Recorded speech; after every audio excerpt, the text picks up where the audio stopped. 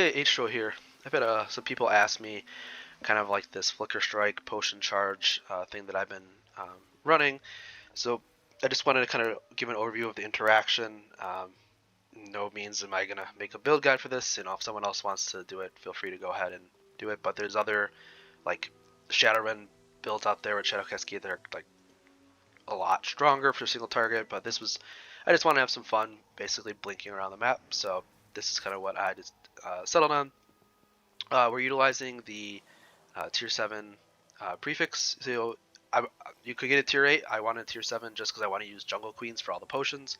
But the 1.8 second traversal cooldown is flat after all your increased reductions. So really you just need to get your shift down to 1.8 seconds. That way every time you use a potion, it'll go off cooldown. So the interaction works with Doppelgangers, which creates 2 shadows when you use a movement ability, and then you create shadow cascades at the end, which then repeat from all the shadows, and then you use your potion when you're below 50% health. So we're playing a low life Blade Dancer with these, the 2 typical low life stuff, and then we can't use the traditional new low life with the Primordial because we need the set bonus, and we need the cooldown reduction. So I have to get to, it's about 80% cooldown reduction, which I think, shows here. Increased cooldown, movement skill cooldown reduction. So Smoke Weavers is the easiest, for sure, to get 25% per Smoke Weaver to get to that 80% threshold. And then, Belt and Boots can also roll it on here. So, I missed my roll on my 2 LP Jungle Queens, but you can really just get most of it here. And then there's some on Opal Rings, which I have, and then on my helmet. And then obviously Guile is the great big winner. This makes it truly pretty easy to get to that threshold now.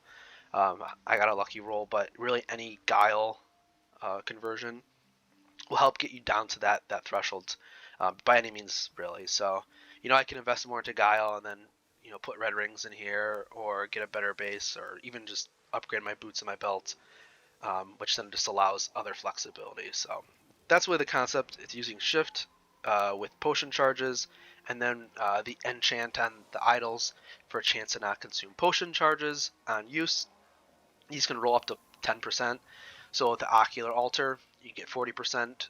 You're not going to get that ever because the enchant system is extremely frustrating for any way that's not like just buying them in Merchant's Guild. But and then the Ocular Altar, you want to get the I'm at 30% basically effective Weaver, but this can roll up to 60%.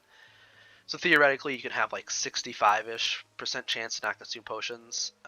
But really, you should kind of aim for 40 or 50% because that's probably more realistic. I think that's what I'll end up being if I get an Ocular Altar to drop with like a tier 6 or 7 of that affix. And really, that just increases your damage so much more. Like you get 16 potions and you increase it by even 50%, right? You get another 8 potions for 24 potions. Like that's insane amounts of single target damage and AoE. But I figured I'd just kind of go over that. There isn't really anything else that you haven't seen in any other Shadowrun going around there, but I just wanted to showcase how this interaction works as well, in case you're interested.